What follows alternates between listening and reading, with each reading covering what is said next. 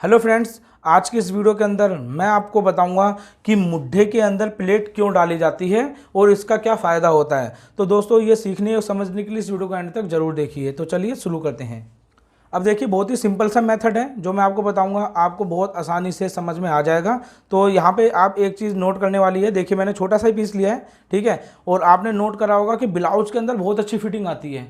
आखिर उसमें क्यों ऐसी फिटिंग आती है, उसकी वजह मैं आपको बताऊंगा और प्रॉपर में इसकी आपको एक चीज़ समझाऊंगा। तो जैसे कि हमारा ये फ्रंट है ना, ठीक है। फ्रंट के बाद ऐसा ही मैं पेपर में एक बैक वाला पल्ला कटिंग कर लेता हूँ पेपर के अंदर। फिर मैं आपको इसके लिए बताता हूँ कि किस तरीके से आप जो है मुड्ढे की प्लेट डालेंगे, और मुड्ढे की प्लेट डालेंगे तो फिटिंग करते वक्त आपको क्या परेशानी आ सकती है, वो सारी प्रॉब्लम इसमें मैं सॉल्व कर दूंगा। तो चलिए, मैं पहले बैक पल्ला कटिंग कर लेता हूँ, ठीक है। उसके बाद मैं आपको ये चीज़ समझाता हूँ।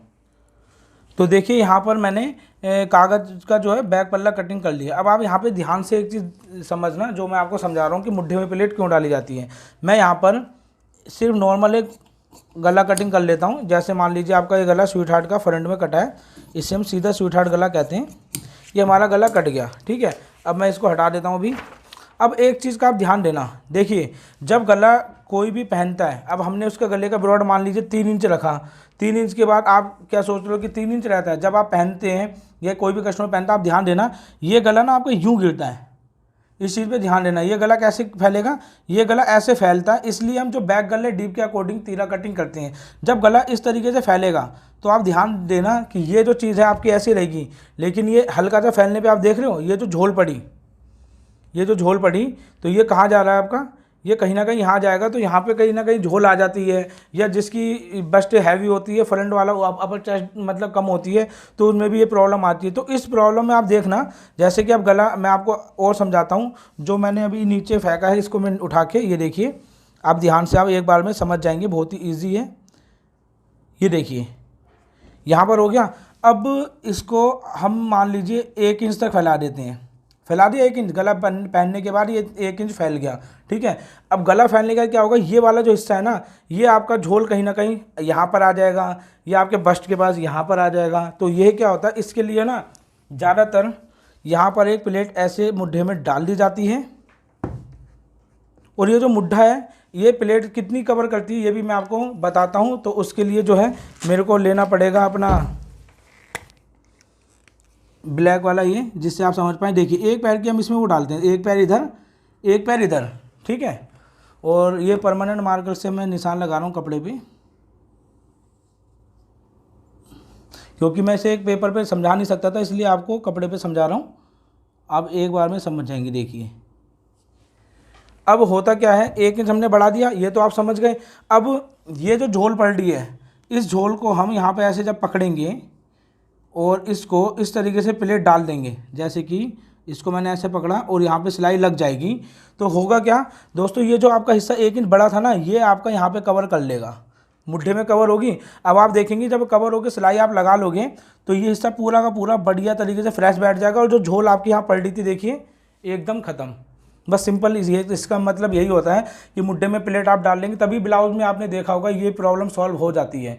तो इसलिए मुड्ढे में प्लेट डाली जाती है। खाली मुड्ढे में प्लेट डालने से बहुत फ़ायदे हैं। ये नहीं कि आपके बैग में या पूरा प्लेट वाला ही सूट हो, आप मुड्ढे में भी प्लेट डालेंगे, बहुत फ़ायदा मिलेगा उसका। तो आप देख सकते हैं, जो अब देखिए मैंने ये छोड़ा, इसको यहीं रखो साइज को, ठीक है।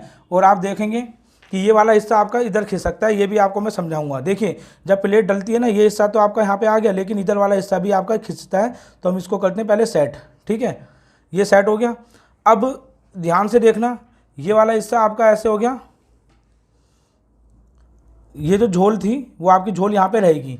अब इसको मैं दोबारा समझाने की कोशिश कर रहा हूँ। हमने ये ऐसे करा, तो देखिए, जब सिलाई लगेगी इधर वाले हिस्से पे ध्यान देना, ये हिस्सा कैसे बढ़ेगा आपका, ये हिस्सा आपका कम हो जाता है, ठीक है।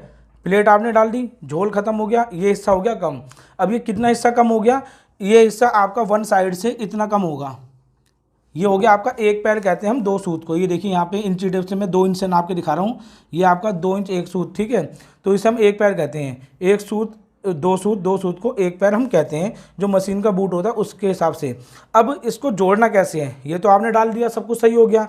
अब जब सिलाई आप करेंगे, तो मान लीजिए ये आपका बैक पल्ला है। आप गला जोड़ने के बाद यहाँ से मान लीजिए आपने कंडी जोड़ ली,